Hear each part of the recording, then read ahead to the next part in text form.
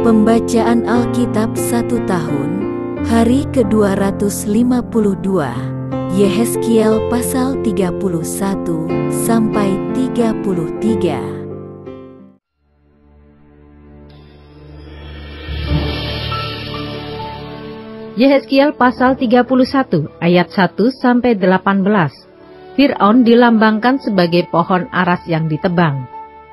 Pada tahun ke-11 dalam bulan yang ketiga, pada tanggal 1 bulan itu, datanglah firman Tuhan kepadaku. Hei anak manusia, katakanlah kepada Fir'aun raja Mesir dan kepada khalayak ramai yang mengikutinya, di dalam kebesaranmu siapakah yang dapat menyamai engkau? Lihat, aku menyamakan engkau dengan pohon aras di Libanon, penuh dengan cabang yang elok dan daun yang rumpun sekali. Tumbuhnya sangat tinggi, puncaknya sampai ke langit. Sungai-sungai membuatnya besar, samudra raya membuatnya meninggi. Itu membuat sungainya mengalir mengelilingi bedengnya itu, dan menjulurkan saluran-saluran ke segala pohon yang ada di padang. Maka dari itu tumbuhnya lebih tinggi dari segala pohon di padang. Ranting-rantingnya menjadi banyak, cabang-cabangnya menjadi panjang lantaran air yang melimpah datang. Pada rantingnya diam bersarang segala burung yang di udara. Di bawah cabangnya segala binatang di hutan melahirkan anaknya, dan semuanya bangsa besar duduk bernaung di bawahnya. Ia elok karena besarnya dan karena cabangnya yang panjang-panjang, karena akarnya julur jalar sampai di air yang berlimpah-limpah. Pohon-pohon aras di dalam taman Allah tidak akan dapat menyainginya. Juga pohon sanobar tidak akan dapat menyamai ranting-rantingnya, dan pohon berangan tidak dapat dibandingkan dengan cabang-cabangnya. Segala pohon-pohon yang di taman Allah tiada yang dapat disamakan dengan dia mengenai keelokannya. Aku membuat dia sungguh-sungguh elok dengan cabang-cabangnya yang sangat rapat. Di taman Eden, di taman Allah, segala pohon cemburu padanya. Oleh sebab itu beginilah firman Tuhan Allah. Oleh karena ia tumbuh tinggi dan puncaknya menjulang sampai ke langit, dan ia menjadi sombong karena ketinggiannya, maka aku telah menyerahkan dia ke dalam tangan seorang berkuasa di antara bangsa-bangsa, supaya ia memperlakukannya selaras dengan kejahatannya. Aku menghalau dia. Orang-orang asing, yaitu yang paling ganas di antara bangsa-bangsa, akan menebang dia dan membiarkannya di atas gunung-gunung dan di semua lembah cabang-cabangnya berjatuhan. Dan di semua alur sungai negeri itu ranting-rantingnya berpatahan, dan semua bangsa di bumi pergi lari dari naungannya dan membiarkan dia. Di atas batangnya yang roboh itu berhinggapan segala burung di udara, dan di antara cabang-cabangnya diam segala binatang di hutan. Semuanya ini terjadi supaya segala pohon yang di tepi air jangan meninggikan dirinya, dan puncaknya jangan dijulurkan sampai ke langit. Dan supaya pohon-pohon besar, yaitu semua yang menghisap banyak air, jangan tetap berdiri di dalam kecongkaannya. Sebab mereka semuanya telah diserahkan ke dalam maut, ke dalam bumi yang paling bawah, di tengah anak-anak manusia yang telah turun ke liang kubur. Beginilah firman Tuhan Allah. Pada hari ia turun ke dunia orang mati, aku membuat samudra raya berkabung karena dia. Aku mengempang sungai-sungainya, sehingga air banjirnya dibendung. Dan karena dia aku membuat gunung Libanon berpakaian kabung, dan membuat segala pohon di hutan layu lesu. Mendengar derum kejatuhannya aku membuat bangsa-bangsa gemetar, pada saat aku menurunkan dia ke dunia orang mati, menjumpai mereka yang telah turun ke liang kubur. Dan segala pohon taman Eden akan merasa terhibur di bumi yang paling bawah, yaitu pohon yang terpilih dan yang terindah dari Libanon, yang menghisap banyak air. Mereka juga turun bersama dia ke dunia orang mati, yaitu ke orang-orang yang mati terbunuh oleh pedang, dan mereka yang bernaung di bawahnya di tengah bangsa-bangsa mati juga. Maka dengan siapakah engkau dapat disamakan di antara pohon-pohon di taman Eden dalam hal kemuliaan dan kebesaran?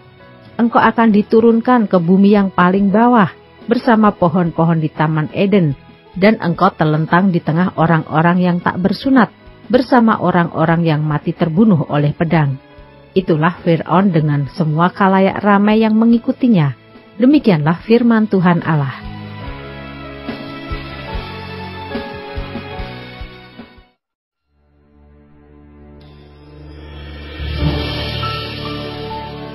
Yehezkiel pasal 32 ayat 1 sampai 32. Nyanyian ratapan mengenai Fir'aun.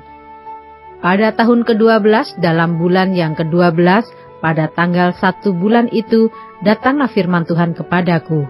Hai anak manusia, ucapkanlah suatu ratapan mengenai Fir'aun raja Mesir dan katakanlah kepadanya, engkau menyamakan dirimu dengan singa muda di antara bangsa-bangsa, tetapi engkau seperti buaya di laut. Sungai-sungaimu kau buat berbuih, engkau mengeruhkan airnya dengan kaki dan menggelompar dalam lumpur sungainya. Beginilah firman Tuhan Allah, aku memasang jaringku menangkap engkau dengan sekumpulan bangsa-bangsa yang banyak dan mengangkat engkau di dalam pukatku. Kuhempaskan engkau ke tanah, kulemparkan engkau ke padang, dan ke atasmu kusuruh hinggap segala burung di udara. Dengan dagingmu kukenyangkan binatang-binatang seluruh bumi. Dagingmu kubiarkan berhamburan di atas pegunungan. Lembah-lembah aku penuhi dengan bangkai-bangkaimu. Bumi ku beri minum darahmu yang mengalir. Ya, juga gunung-gunung dan alur-alur sungai akan penuh dengannya. Waktu aku membinasakan engkau, langit akan kututup dan bintangnya kubuat berkabut. Matahari kututup dengan awan dan bulan, cahayanya tak disinarkan. Semua yang bersinar di langit akan kugelapkan demi engkau. Kegelapan kudatangkan atas tanahmu. Demikianlah firman Tuhan Allah. Aku menggelisahkan hati banyak bangsa, kalau aku membawa kamu sebagai tawanan di tengah bangsa-bangsa ke negeri-negeri yang belum kamu kenal. Aku akan membuat banyak bangsa kaget melihat engkau, dan raja-rajanya akan menggigil melihatmu. Kalau aku menetak-netakkan pedangku di hadapan mereka, mereka akan gentar, terus-menerus, masing-masing demi hidupnya, pada hari kesudahanmu. Sebab beginilah firman Tuhan Allah, pedang Raja Babel akan datang atasmu. Aku akan membuat khalayak pengikutmu berebahan oleh pedang para pahlawan, semuanya yang terganas di antara bangsa-bangsa. Kecongkaan Mesir akan dipatahkan, dan khalayak pengikutnya semua dipunahkan. Semua binatangnya akan kubinasakan dari tepi sungai-sungai besar. Kaki manusia tidak lagi mengeruhkannya, dan di dalamnya tiada hewan menggelompar. Maka airnya akan kujernihkan, sungai-sungainya akan kubuat mengalir seperti minyak. Demikianlah firman Tuhan Allah. Pada saat Mesir kujadikan sunyi sepi, juga habis dilenyapkan segala isi negeri dan semua penduduknya habis kumusnahkan, mereka akan tahu bahwa akulah Tuhan. Inilah ratapan yang seharusnya dinyanyikan. Kaum perempuan bangsa-bangsa akan menyanyikannya. Mereka akan menyanyikannya atas Mesir dan atas seluruh rakyatnya yang banyak. Demikianlah firman Tuhan Allah. Pada tahun ke-12 dalam bulan pertama pada tanggal 15 bulan itu, datanglah firman Tuhan kepadaku. Hai anak manusia, perdengarkanlah suatu ratapan, engkau bersama kaum perempuan bangsa-bangsa yang hebat, mengenai khalayak ramai di Mesir, dan turunkanlah mereka ke bumi yang paling bawah, menjumpai mereka yang telah turun ke liang kubur. Dari siapakah engkau lebih cantik?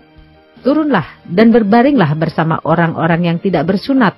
Mereka akan rebah di tengah orang-orang yang mati terbunuh oleh pedang, dan seluruh rakyatnya yang banyak akan terlentang bersama dia. Orang-orang berkuasa yang gagah perkasa beserta pembantu-pembantunya akan berbicara mengenai dia dari tengah dunia orang mati. Mereka telah turun dan terlentang, orang-orang yang tidak bersunat itu yang mati terbunuh oleh pedang. Di situ Asyur dengan semua sekutunya, sekelilingnya terdapat kuburnya. Mereka semuanya mati terbunuh, rebah oleh pedang. Kuburnya ditentukan pada bagian yang terdalam dari liang, dan kumpulan pengikutnya terdapat sekeliling kuburnya. Mereka semuanya mati terbunuh, rebah oleh pedang, yaitu yang menimbulkan ketakutan di dunia orang-orang hidup. Di situ Elam dan sekeliling kuburnya, seluruh rakyatnya yang banyak, mereka semuanya mati terbunuh, rebah oleh pedang, yaitu yang tanpa disunat turun ke bumi yang paling bawah, yang dari pihaknya menimbulkan ketakutan di dunia orang-orang hidup. Mereka menanggung nodanya bersama orang-orang yang turun ke liang kubur. Di tengah orang-orang yang mati terbunuh disediakan tempat tidur baginya, dengan seluruh rakyatnya yang banyak sekeliling kuburnya. Mereka semuanya orang-orang yang tidak disunat, mati terbunuh oleh pedang. Oleh sebab ketakutan terhadap mereka sudah ditimbulkan di dunia orang-orang hidup, dan mereka menanggung nodanya bersama orang-orang yang turun ke liang kubur. Mereka ditempatkan di tengah orang-orang yang mati terbunuh. Di situ Meseh dan Tubal dengan seluruh rakyatnya yang banyak sekeliling kuburnya, mereka semuanya orang-orang yang tidak disunat, mati terbunuh oleh pedang, sebab mereka menimbulkan ketakutan di dunia orang-orang hidup. Mereka tidak dibaringkan bersama pahlawan-pahlawan yang mati rebah pada zaman dahulu, yang turun ke dunia orang mati bersama segala senjata perangnya, dan yang pedang-pedangnya ditaruh orang di bawah kepalanya, serta perisai-perisainya terletak di atas tulang-tulangnya. Sebab ketakutan terhadap pahlawan-pahlawan itu meliputi dunia orang-orang hidup. Engkau akan telentang di tengah orang-orang yang tidak bersunat, bersama orang-orang yang mati terbunuh oleh pedang. Di situ Edom, raja-rajanya, dan semua pemimpinnya yang ditempatkan dekat orang-orang yang mati terbunuh oleh pedang. Walaupun mereka kuat, mereka dibaringkan dekat orang-orang yang tidak disunat dan dekat orang-orang yang turun ke liang kubur. Di situ pemimpin-pemimpin dari utara, semuanya mereka, dan semua orang Sidon, yang dengan malu turun dekat orang-orang yang mati terbunuh. Walaupun dengan kekuatannya mereka sudah menimbulkan ketakutan terhadap mereka. Mereka dibaringkan tanpa disunat dekat orang-orang yang mati terbunuh oleh pedang. Dan mereka menanggung nodanya bersama orang-orang yang turun ke liang kubur. Fir'aun akan melihat mereka semuanya, dan ia akan merasa terhibur dengan nasib khalayak ramai yang mengikutinya. Fir'aun mati terbunuh oleh pedang dengan seluruh tentaranya. Demikianlah firman Tuhan Allah. Oleh karena ia menimbulkan ketakutan di dunia orang-orang hidup, maka ia dibaringkan di tengah orang-orang yang tidak disunat, dekat orang yang mati terbunuh oleh pedang. Fir'aun dengan seluruh khalayak ramai yang mengikutinya. Demikianlah firman Tuhan Allah.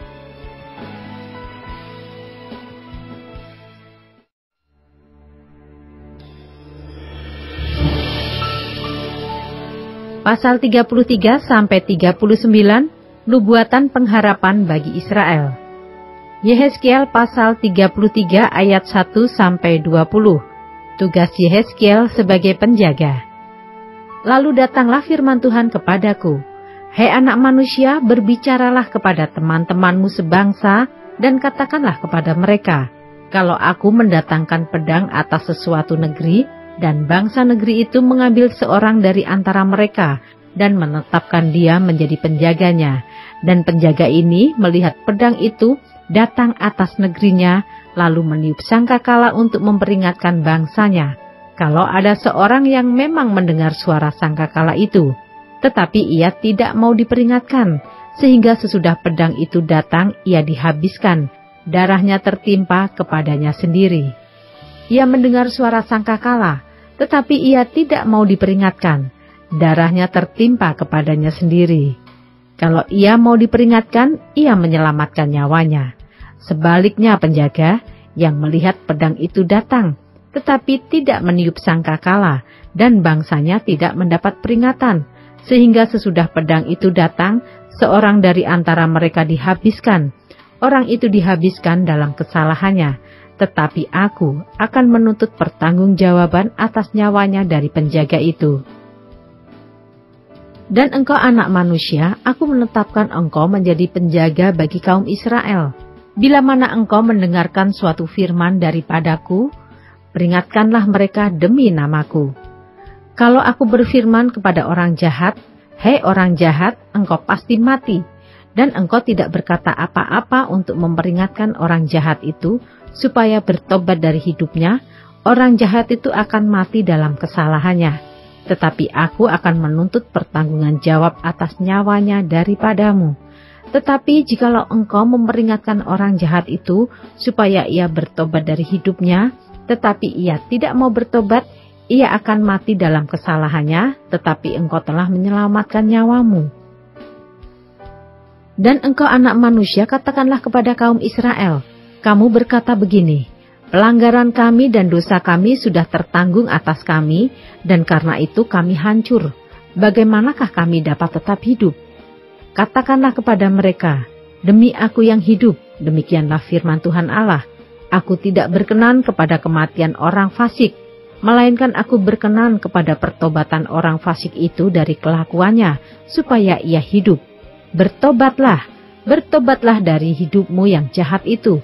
Mengapakah kamu akan mati, hai kaum Israel? Dan engkau anak manusia, katakanlah kepada teman-temanmu sebangsa, kebenaran orang benar tidak menyelamatkan dia pada waktu ia jatuh dalam pelanggaran, dan kejahatan orang jahat tidak menyebabkan dia tersandung pada waktu ia bertobat dari kejahatannya.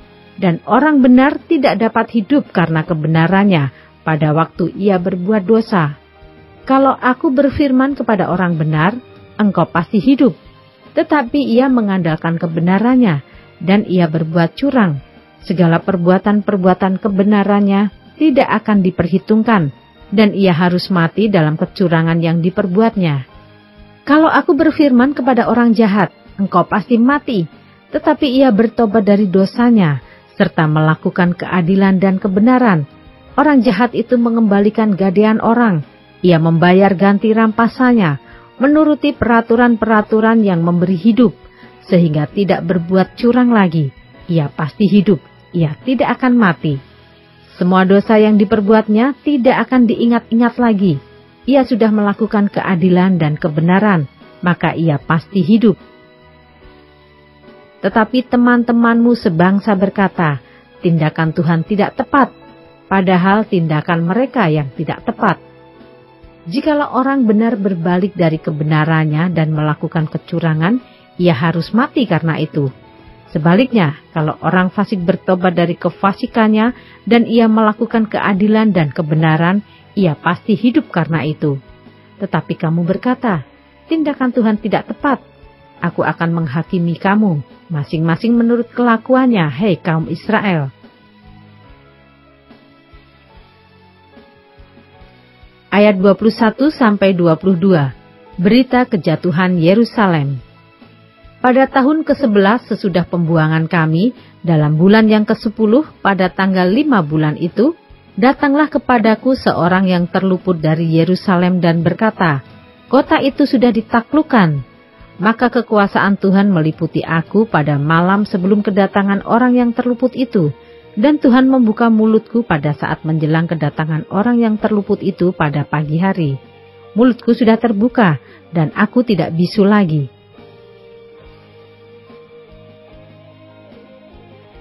Ayat 23-33, Israel berkeras hati di negerinya dan di pembuangan. Lalu datanglah firman Tuhan kepadaku, hei anak manusia, orang-orang yang tinggal pada reruntuhan-reruntuhan ini, yaitu yang di tanah Israel, berkata begini, Abraham adalah seorang diri, tatkala ia mendapat tanah ini menjadi miliknya, tetapi kita banyak, tentu tanah ini diberikan kepada kita menjadi milik. Oleh karena itu, katakanlah kepada mereka, beginilah firman Tuhan Allah, kamu makan daging dengan darahnya, kamu melihat juga kepada berhala-berhalamu, dan kamu menumpahkan darah. Apakah kamu akan tetap memiliki tanah ini? Kamu bersandar pada pedangmu, kamu melakukan kekejian dan masing-masing mencemari istri sesamanya. Apakah kamu akan tetap memiliki tanah ini?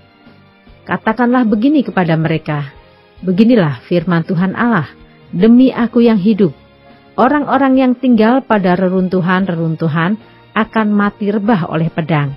Dan orang-orang yang di padang akan kuberikan kepada binatang liar menjadi makanannya. Dan orang-orang yang di dalam kubu dan gua akan mati kena sampar. Tanah ini akan kubuat musnah dan sunyi sepi, dan kecongkaannya yang ditimbulkan kekuatannya akan berakhir. Gunung-gunung Israel akan menjadi sunyi sepi, sehingga tidak seorang pun berani melintasinya. Dan mereka akan mengetahui bahwa Akulah Tuhan pada saat Aku membuat tanah ini musnah dan sunyi sepi, oleh karena semua perbuatan-perbuatan mereka yang keji yang mereka lakukan. Dan engkau, anak manusia, teman-temanmu sebangsa bercakap-cakap mengenai engkau, dekat tembok-tembok dan di pintu rumah-rumah, dan berkata satu sama lain, masing-masing kepada temannya, silahkan datang dan dengar apa yang difirmankan oleh Tuhan. Dan mereka datang kepadamu, seperti rakyat berkerumun dan duduk di hadapanmu sebagai umatku. Mereka mendengar apa yang kau ucapkan, tetapi mereka tidak melakukannya. Mulutnya penuh dengan kata-kata cinta kasih, tetapi hati mereka mengejar keuntungan yang haram. Sungguh, engkau bagi mereka seperti seorang yang melakukan syair cinta kasih dengan suara yang merdu dan yang pandai main kecapi. Mereka mendengar apa yang kau ucapkan, tetapi mereka sama sekali tidak melakukannya. Kalau hal itu datang dan sungguh akan datang, mereka akan mengetahui bahwa seorang nabi ada di tengah-tengah mereka.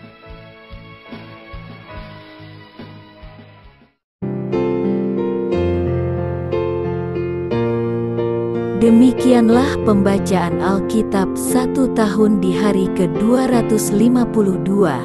Yang berbahagia ialah mereka yang mendengarkan firman Allah dan yang memeliharanya. Tuhan memberkati. Amin.